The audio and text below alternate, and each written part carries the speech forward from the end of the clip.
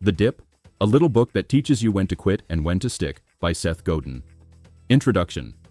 The most dangerous advice you've ever received. Have you ever felt like giving up? Let's be honest with each other for a moment. Of course you have. We all have. It's a universal human experience. You start something new, a new project at work, a new business idea you've poured your heart into, a new fitness goal that promises a new you. At the very beginning, it's thrilling, isn't it? It's exciting, it's fun.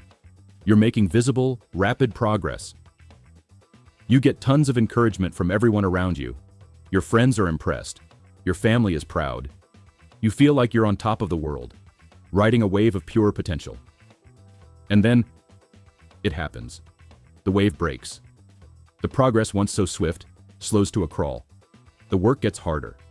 Much harder. It stops being fun and starts feeling like a grind. You hit a wall. A long, painful, frustrating wall that seems to stretch endlessly into the horizon. And in that moment of pain, in that quiet space of struggle, a little voice inside your head starts to whisper. Maybe I should just quit. Maybe this isn't for me. Maybe I don't have what it takes. But then, almost immediately, another voice screams back. It's a louder voice, a more familiar one. It's the voice of every coach you've ever had, every teacher, every inspirational poster hanging on an office wall. And what does that powerful, culturally ingrained voice say? It roars, the one piece of advice we've all been conditioned to believe is gospel. Quitters never win, and winners never quit. I'm here today to tell you that this is spectacularly bad advice. In fact, it might be the single most dangerous, most counterproductive, and most misunderstood piece of advice you have ever received in your entire life. Because here is the truth. The secret that separates the true superstars from everyone else.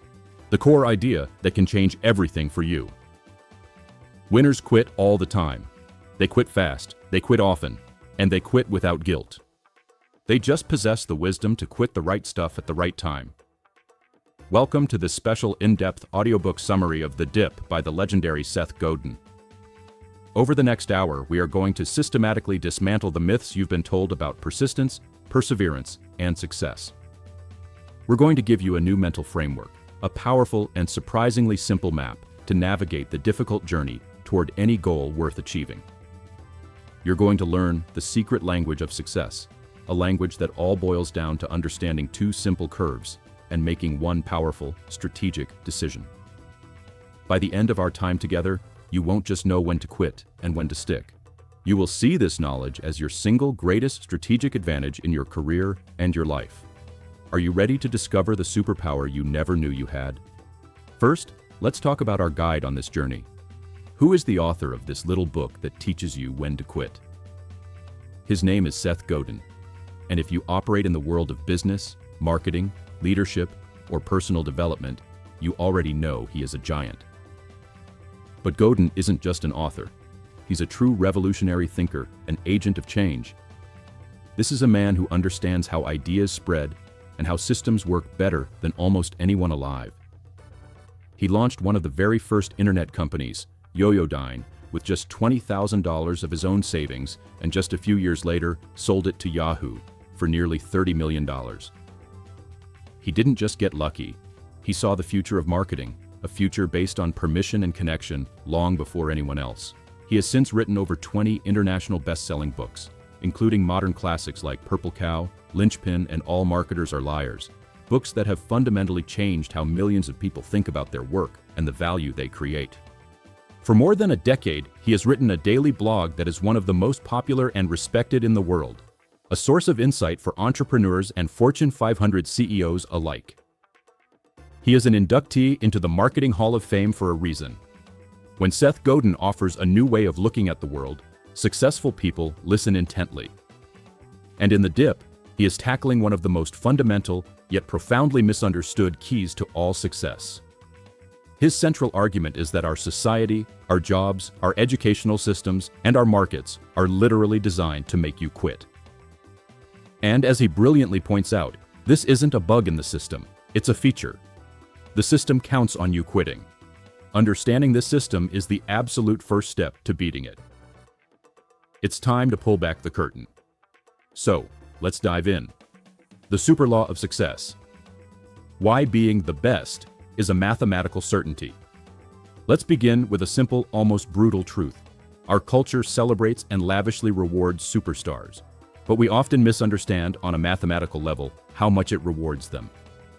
The rewards for being number one in any given field are not just a little bit better than being number 10. They are massively, disproportionately, almost unfairly better. Seth Godin asks us to think about something as simple as ice cream flavors. The International Ice Cream Association tracks the top 10 best-selling flavors. You'd naturally assume the list would show a gentle slope, with the top-ranked flavors doing just a bit better than the others. But you'd be wrong. Look at the real data. Vanilla doesn't just sell a little more than, say, cookies and cream. It sells 3 times as much as the number 3 flavor, butter pecan, and a staggering 10 times as much as the number 10 flavor, praline. It's the same with movies. In a given week at the box office, the number 1 movie doesn't just earn a bit more than the number 4 movie. It often earns double or triple the revenue. It's true for resumes applying for a top job. It's true for doctors. It's true for freelance web designers. In virtually any market you can measure, the person or product at number 1 gets 10 times the benefit of the number 10, and 100 times the benefit of 100. This isn't just an opinion. It's a well-documented phenomenon known as Zipf's law, and it governs our world. The marketplace, quite simply, loves a winner. Why does this happen? The psychology is simple. People don't have a lot of time, and they don't want to take a lot of risks. If you've been diagnosed with a rare form of cancer, you're not going to shop around for a pretty good doctor. You're going to ask for the top guy, the person who is ranked the best in the world at what they do. Why would you mess around when you only get one chance? We intentionally narrow our choices to those at the top because it's a shortcut to quality and a defense against risk. Now, at this point, you might be thinking, but I can't be the best in the world. That sounds impossible. And this is where Godin's definition is so critically important and so empowering. Best in the world does not mean the number 1 best on the entire planet Earth. It means best in their world, the world of the person you are trying to influence. It's the best for them right now, based on what they believe and what they can access. The best freelance copy editor in the world for me is the one who is the best in English, who is available for my project, who has experience in my industry, and who can work with me at a price I can afford. That's my world. The best plumber in the world is the one my trusted neighbor recommends, who can come this afternoon and whose van looks professional. That's my world. The mass market is dying. In its place are a million micro-markets, but each micro-market still has a best. You can be the best organic market in Tulsa. The best gluten-free barley available by overnight shipping. The best risk management software for the dental industry. The opportunity to be the best in your chosen world has never been more available, if you pick the right world and commit to going all the way. This brings us to the most important question of all. Why does this incredible scarcity of the best exist in the first place? And here is where the whole idea clicks together. Scarcity exists because the journey to the top is hard. Scarcity exists because most people quit along the way. The path to becoming the best, to reaping those massive rewards, is protected by a great and powerful barrier. A barrier that is specifically designed to weed out the dabblers, the tourists, and the uncommitted. That barrier has a name, and its name is the dip. The 3 curves that define your future. Imagine your life, your career, and every project you undertake as a journey on a map. According to Seth Godin, there are really only 3 fundamental paths you can be on at any given time. Understanding which path you're on right now is the most important strategic decision you will ever make. It is the master key to unlocking your potential. First, the most common and most important path. Curve number 1, the dip. Almost everything in life worth doing is controlled by the dip. It has a very specific shape. At the beginning, when you first start something, it's fun and exciting. Maybe you're learning to play the guitar, or starting a new sales job, or learning a new programming language. It's interesting, and you get plenty of good feedback from the people around you.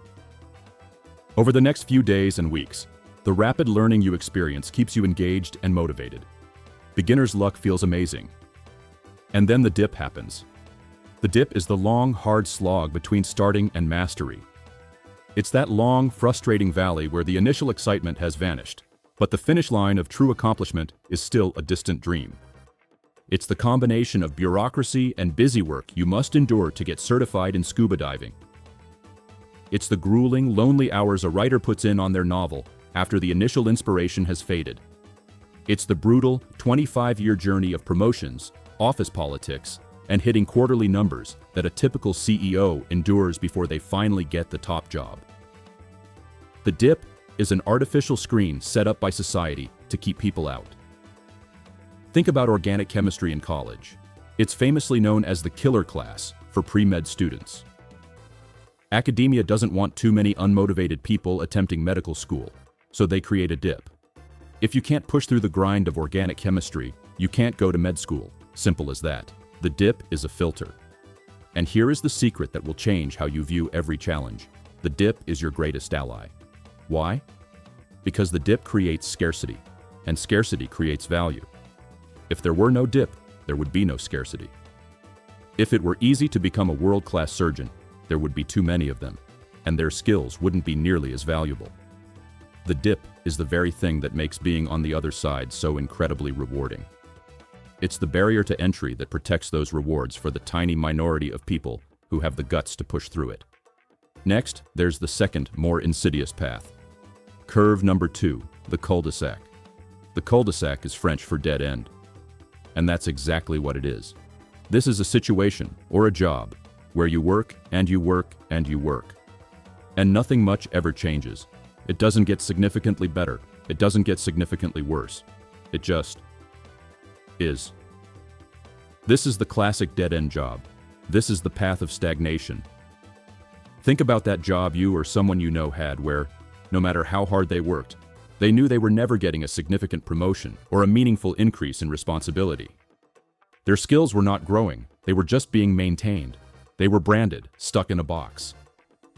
Godin tells the story of a man named Doug, who had been at the same software company for 14 years. On the surface, it looked great. He'd had 7 different jobs. He was well respected. He made good money. But the truth was, his career was over at that company. Everyone there knew him as young Doug from 10 years ago.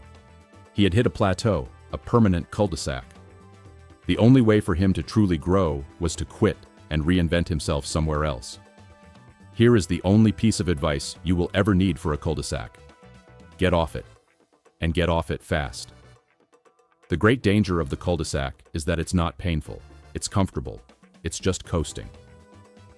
But every single day you spend coasting in a cul-de-sac is a day you are not investing your precious time and energy into getting through a worthwhile dip.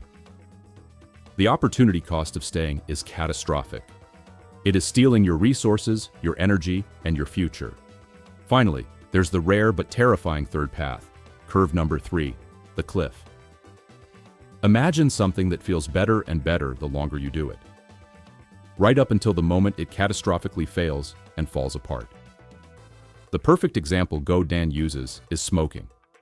For years, the addiction creates a cycle where continuing to smoke feels good, and the pain of quitting just gets bigger and bigger over time. It feels fine. It feels normal. Until one day you fall off the cliff into emphysema or lung cancer. A cliff is any situation where you can't quit until it's too late. Thankfully, most career paths and projects aren't cliffs. But if you find yourself on one, a business model that is 100% dependent on a single, volatile platform, for instance, you must recognize it and quit. Not soon. Right now. So, there you have it. The dip, the cul-de-sac, and the cliff. These are the 3 narratives of your career. Your entire job, your primary strategic function as the CEO of your own life, is to correctly identify which story you're in. Are you in a dip that is worthy of your struggle? Or are you in a cul-de-sac that is going nowhere? Do you see now how critically important this distinction is? Because if you're treating a cul-de-sac like a dip, gritting your teeth and persevering in a dead-end job, you are wasting your one and only life. And if you're treating a dip like a cul-de-sac, quitting the moment it gets hard, you are giving up your winning lottery ticket just before the numbers are called. The art of war, using the dip as your ultimate weapon. So, if conquering the dip is the secret to extraordinary success, how exactly do we do it? What separates those who make it through from those who get weeded out? Here's what doesn't work. Just surviving, just gritting your teeth and waiting it out. Godin is crystal clear about this. Successful people don't just ride out the dip like a passive passenger on a boat. No. They lean into it. When it gets hard, they push harder. They double down. They use the intense pressure and pain of the dip as an opportunity to become so exceptional, so remarkable, that people can't help but talk about them. Let's talk about Arnold Schwarzenegger and the science of weight training. It's a perfect metaphor for the dip. When you lift a weight, you do a series of reps. That first minute or two of work, it does almost nothing to build muscle. Its primary purpose is simply to tire the muscle out. It's the last few seconds, the incredibly painful part, where your muscle is burning and screaming and every single instinct in your body is telling you to stop. That's the only part where the growth actually happens. Think about that. People who fail at the gym often pay the exact same dues as the people who succeed.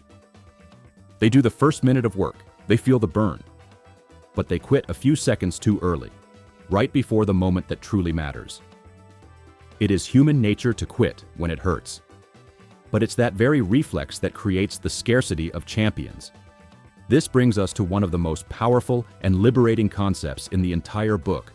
The opposite of quitting isn't waiting around or coping. The opposite of quitting is rededication. It's an invigorated, aggressive new strategy designed to break the problem apart. When the pain gets so bad that you are finally ready to quit, you have been given a gift. You have become someone with nothing to lose. And a person with nothing to lose has incredible asymmetric power. You can go for broke. You can challenge authority. You can attempt the unattempted alternatives. You can lean into the problem so hard that you might just break right through it. Godin tells the legendary story of Butch Cassidy and the Sundance Kid. When they were being chased by the posse, Butch didn't look for the easy way out. He kept heading for tougher and tougher terrain. Why? Because he knew that on the open, easy plains, he and Sundance would eventually be caught. Only if they could get through the impassable hills, only if they could endure a dip that was too hard for the posse, would they have a chance. For Butch, the harder it got, the better it was. This is the mindset. In a competitive world, adversity is your ally. To adopt this mindset, you must defeat its enemies. And the first enemy is the lie of diversification. When faced with a difficult dip, what do most people and companies do? They diversify, they hedge their bets. A record label signs thousands of artists hoping one will be a hit, instead of focusing its promotional power on a few. A job seeker learns a little bit of a dozen different tasks, demonstrating competency at many but mastery of none. It feels like the smart, safe thing to do, but it's a trap. A woodpecker can tap 20 times on 1,000 different trees and get nothing but a headache. Or it can tap 20,000 times on one tree and finally get dinner. Real, extraordinary success goes to those who obsess. The second great enemy is the myth of being well-rounded. This might be the biggest and most damaging lie they ever taught us in school. Remember your report card? Getting 2 A's, a B+, and 3 B's was considered doing just fine. You were well-rounded. But imagine the poor kid who came home with an A+ in physics and 4 C's in everything else. Boy, was he in trouble. But fast forward to today. When you hire an accountant, do you care if she's a decent golfer or a good cook? No. You want the most exceptional accountant you can find. In the free market, we relentlessly reward the specialist, the outlier, the exceptional performer. Average is for losers. Average feels safe, but it's not. It's invisible. It's the path of least resistance, and it's just another form of quitting. So I ask you, are you diversifying your precious energy away from your single biggest opportunity? Are you settling for good enough in the one area where you have the potential to be the best in the world? The Quitter's Strategic Handbook. How to make the smartest decision of your life. So far, this all sounds great in theory. Stick with the dips, quit the cul-de-sacs. But the million-dollar question remains. How do you know for sure which is which? Especially when you're in the middle of the storm, feeling stressed, frustrated, and on the verge of panic. This is where quitting evolves from a reactive, emotional move into an intelligent, premeditated strategy. This is where you become a professional, not an amateur. The best quitters, the winners who quit, are the ones who decide in advance under what conditions they are going to quit. Godin shares a quote from ultramarathoner Dick Collins that says it all. Decide before the race the conditions that will cause you to stop and drop out. You don't want to be out there saying, well, gee, my leg hurts, I'm a little dehydrated, I'm sleepy. And talk yourself into quitting. If you are making a decision based on how you feel at that moment, you will probably make the wrong decision. This is your first tool. This is your assignment. Write it down. For your current big project, your job, your most important goal, what are the specific, measurable conditions that would make you quit? Define them right now, while you are calm and rational. Do not wait until you're in the thick of the pain and panicked. But what if you're already in it? What if you are listening to this right now and thinking about quitting your job or your project? Godin provides 3 critical, clarifying questions to ask yourself before you make the move. Question 1. Am I panicking? Panic is never a good reason to quit. Panic is reactive, it grabs us, it lives only in the moment. If you are in a state of high emotion, anxiety, and stress, just wait. The option to quit will still be there for you tomorrow. A critical decision like this should never be made in the moment of maximum pain. In fact, that's the moment when your desire to quit should actually be at its lowest, because that moment of pain is the heart of the dip. It's the signal that you're in the place where real growth happens, the place where everyone else gives up. Remember, short-term pain has a much bigger impact on most people than long-term benefits. You must mentally amplify the vision of life at the other end of the dip to overcome the pain of the now. Question 2. Who am I trying to influence? This is a game-changing distinction. Are you trying to influence a single person or a single entity, like your boss or one specific client you're trying to land? Or are you trying to influence a market? If you're trying to change one specific person's mind, your persistence has its limits. If you've called on a prospect a dozen times without success, you're not just being persistent, you may be crossing the line into being a pest. Trying to change one person's mind is like scaling a sheer wall. If you don't get over it in the first few tries, you'll often find that the wall just gets higher with each subsequent attempt. But if you are trying to influence a market, the rules are completely different. A market doesn't have one single mind. Most of the people in that market haven't even heard of you yet. Every bit of progress you make, every new customer, every positive review gets amplified as people in the market talk to each other. Influencing a market is like climbing a long hill, not a wall. It's a slog, but every step forward is real progress, and as you get higher, it actually gets easier. Question 3. What sort of measurable progress am I making? When you're on a journey, there are only 3 states of being. You're either moving forward, you're falling behind, or you're standing still. You absolutely have to be moving forward, no matter how small that forward motion is. Sticking with something in the complete absence of any forward progress is a terrible waste of your time and your potential. Now, progress doesn't just mean a raise or a promotion. It can be more subtle. It can be new skills you're acquiring. It can be a more valuable professional network. It can be a measurable increase in customer referrals or positive word of mouth. But it has to be more than a mantra. Surviving is succeeding is a lie you tell yourself in a cul-de-sac.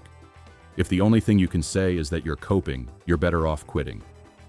Coping is what people do when they muddle through. It never leads to exceptional performance.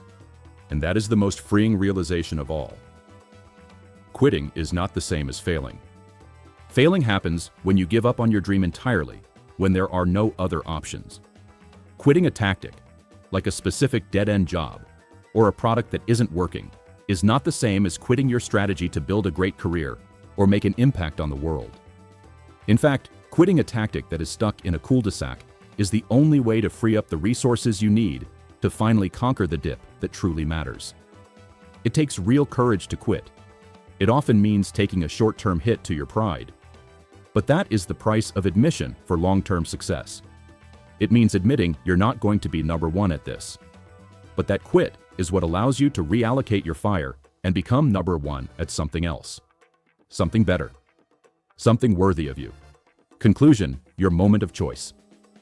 So, we have come on quite a journey together. We started by taking a sledgehammer to the old, tired, and dangerous advice that winners never quit. We have learned that, in fact, strategic quitting is the secret weapon of the world's most successful people and organizations. We've discovered the 3 fundamental curves that define our path. The valuable, character-building dip that guards the extraordinary rewards of being the best. The stagnant, soul-crushing cul-de-sac that we must abandon with urgency and intelligence. And the rare but dangerous cliff that we must have the foresight to avoid at all costs. We've learned that the key isn't just to survive the dip, but to lean into it, to use its pressure as a tool to become truly exceptional, because mediocrity is the most dangerous trap of all. And we've armed ourselves with a professional's handbook for quitting, deciding our quitting conditions in advance, and asking ourselves the 3 crucial questions. Am I panicking? Who am I trying to influence? And what measurable progress am I making? Now, as we close, it's time for a few final powerful questions, not for me, but for you. This is a chance to see if you've truly understood the power of this radical idea. Take a moment. What is the single biggest, most important dip in your career or your life right now? Is it a dip worth conquering? Look at the other side. Are the rewards for getting through it big enough to justify the struggle? And now, be brutally honest with yourself. What is the biggest cul-de-sac you are currently stuck in? What dead-end project, what stagnant job, what draining commitment are you merely coping with when you know deep down you should be quitting? What are you so afraid of losing if you quit? Is it just your pride? And is your pride more valuable than your future? What is the first strategic quit you can make tomorrow that will free up your time, your energy, and your resources to finally assault the dip that matters most? You are astonishing. You and your organization have the power to change everything, to create remarkable products and services, to be the best in the world at what you do. How dare you waste that power by spreading it too thin across a portfolio of mediocre commitments? How dare you settle for average just because you're too busy coping with a life you didn't consciously choose? The world is waiting. It's waiting for the people who are brave enough to quit the dead ends and dedicated enough to push through the pain of the dip. It's waiting for you to stop being a serial quitter who jumps from one checkout line to another, and to finally commit to getting to the front of the one line that leads to where you want to go. Don't let this just be an interesting audiobook summary. Let it be a declaration of intent, a call to action. Pick your dip, commit to it, and have the courage to quit everything else. If you have found this profound and simple guide to be valuable, I strongly and wholeheartedly encourage you to pick up a copy of the full book, The Dip by Seth Godin. It is a very short read that could change the entire trajectory of your career and your life. Go ahead. Make something happen. We're waiting for you.